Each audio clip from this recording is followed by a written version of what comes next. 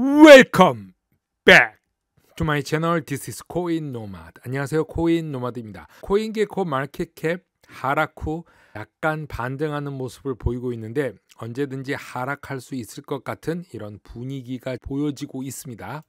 오늘 원달러 환율이 1340원까지 상승했습니다. 코스피도 미 증시와 함께 하락을 했습니다. 마이클 버리도 문제는 공공부채라고 했고, 지구촌의 수많은 국가들이 기축국 미국뿐만이 아니라 개발도상국 중국, 일본, 한국, 아시아 국가들도 그들의 중앙은행에서 지속적으로 돈을 찍어냈습니다. 디플레이션으로 가장한 인플레이션, 물가 상승이 오고 있습니다. 아직 끝난 것이 아니다. 금리가 상승하지 못하고 인하하는 말도 안 되는 일이 곧 벌어질 수도 있다. 개인도 빚이 있고 국가도 빚이 있습니다. 부채 한계선에 다가오면 사람들은 무너지고 국가는 디폴트, 파산을 선언합니다. 무너지는 국가가 늘어날수록 사실 살아남는 국가에게는 무너지지 않을 확률이 높아지는 제로섬 게임의 인플레이션 끝이 존재하게 됩니다. 우리는 이 시기에 이 구조조정에서 희생되지 않기 위해서 우리의 포트폴리오를 재정비하고 욕심과 공포를 이기며 우리 자신을 단단하게 만들어야 할 때가 지금인 것 같습니다. 1929년 대공황을 보면 대공황 초기에는 개인과 기업 파산 당시의 유동성 고갈이 심각하지 않았습니다. 만약에 지금이 1929년이라고 한다면 2년 뒤, 3년 뒤가 1931년이 되겠죠. 1929년이랑 1931년은 많이 다르다. 이 말은 만약에 지금이 위기라면 2022년과 2024년, 25년은 상당히 다를 것이다. 이렇게 예견할 수 있는 것입니다. 시간이 지나면서 국채의 금리가 빠르게 상승하면서 시장의 유동성은 급하게 고갈됩니다. 자, 이 말은 최종적으로 인위적인 긴축이 일어났다는 얘기인데 원달러 환율 상승만이 아닙니다. 캐나다 달러 환율도 상승하고 모든 나라 환율이 높아지고 있는 것입니다. 돈은 기축국으로 모아지고 기축국을 살리기 위한 인위적인 긴축이 시작되고 있다는 것입니다. 코인게코 인터뷰에서 트론 저스틴 선은 트론 스테이블 코인인 디센트럴라이즈드 USD가 테라의 실패한 탈중앙화 UST 스테이블 코인과는 어떻게 다른지를 설명하고 있습니다. 트론의 알고리즘 스테이블 코인인 USD가 시장에 나와 있는 모든 USD 고정 자산의 가장 좋은 측면만 사용하는 하이브리드라고 설명하면서 USD는 DAI, UST 및 다른 스테이블 코인들의 하이브리드 모델이라고 생각하여서 탈중앙화 스테이블 코인 시장의 모든 알고리즘을 연구했었다고 말하고 있습니다. 그리고 모든 스테이블 코인을 활용하고 시장 거래자들에게 더 나은 선택을 주었던 것이 바로 USD라고 말하고 있습니다. 스테이블 코인은 너무 중요하기 때문에 기본적으로 업계의 기반이며 무엇보다 먼저 블록체인 기반 스테이블 코인이 있어야 한다고 생각했었다고 말하고 있는데, 루나는 블록체인 기반 스테이블 코인이고 따라서 루나는 블록체인 토큰이며 루나를 사용해서 UST를 발행할 수 있었다고 말했습니다. 그러나 루나와 UST의 문제는 상관관계가 한 개뿐이라는 것입니다. 그래서 기본적으로 모든 UST는 100% 루나를 기반으로 한 건데 이것이 바로 나쁜 죽음의 소용돌이를 일으키게 된 것이라고 설명하고 있습니다. USDD의 시가총액은 7억 4,700만 달러로 테라 스테이블 코인이 패그를 잃었을 당시 트론 스테이블 코인인 USDD도 잠시 패그 고정을 잃었지만 그 이후에 1달러를 안정적으로 거래하고 있다고 저스틴 선은 말하고 있습니다.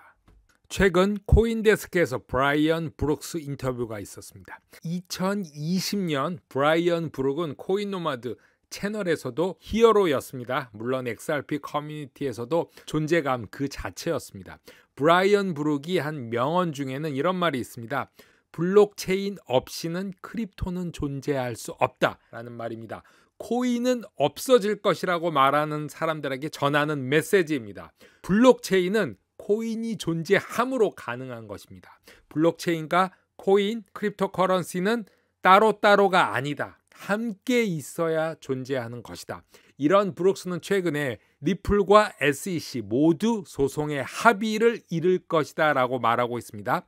리플과 증권거래위원회 SEC 간의 소송은 암호화폐 업계의 주된 이야기로 2년 동안 진행되고 있는데 소송은 2023년 내년 3월까지 끝낼 것으로 예상이 되면서 결과는 결국 합의에 이를 것이다 라고 최근 인터뷰에서 브룩스는 말하고 있습니다. 자, 법원이 리플의 2013년 ICO 이니셜 코인 오퍼링을 미국 증권법 위반인지 여부를 결정할 것이다 라고 말하고 있습니다. 투자자들이 미국에서 XRP를 계속 거래할 수 있도록 해결하기를 희망한다고 브룩스는 말하면서 2013년 XRP 배포를 둘러싸고 있는 것부터 증권법의 위반인지 아닌지 결정하면 모든 것은 끝날 것이다 라고 보고 있습니다. XRP에 대한 가장 중요한 문제는 자산이 분배되는 방식과 그때와 지금과 자산 특성 사이에 차이가 있다는 것입니다. 보는 방식이 바뀌는 것입니다. 올해와 내년 또 차이가 있다는 것입니다. 문제는 10년 전 XRP 토큰 원래 배포에서 무슨 일이 있었냐? 증권이든 아니든 이건 법원이 결정할 일인데 곧 여부가 결정될 것이라는 것입니다. 그 답은 SEC 자체가 자산의 유용성과 탈중앙화를 보는 시간이 지남에 따라서 속성이 바뀔 수 있다. CNBC 스쿼크박스 인터뷰에서 코인쉐어의 최고 전략 책임자 CSO 멜템 데미얼스는 비트코인과 이더리움에 대한 현재 위치를 이야기하고 있습니다. 비트코인에 대해서는 이번 8월 휴가 기간 동안 많은 사람들이 활발히 거래하지 않기 때문에 암호화폐 시장에 전반적인 여름 침체가 있다고 설명합니다. 즉 휴가라는 의미는 적은 거래량이 있었기 때문에 이거를 8월 휴가라고 얘기하는 것인데 하락장에서 비트코인을 매수하려는 경우를 많이 봤는데 비트코인을 축적하려는 자본이 있었다고 말합니다. 비트코인과 관련해서 달러 비용 평균에 대해서 이야기하는 것을 사람들이 좋아하는데 가장 큰 문제는 8월 동안에 상당히 평평했다. 거래량이 없었다는 것을 말하고 이것을 우리는 휴가라고 부른다고 합니다. 365일 24시간 동안 거래되는 비트코인이지만 특히 이번 주말에 유동성은 풍부했지만 시장이 활발하지 않았기 때문에 금요일 저녁부터 아침까지 이렇게 여전히 어려움을 겪고 있다고 말하고 있습니다.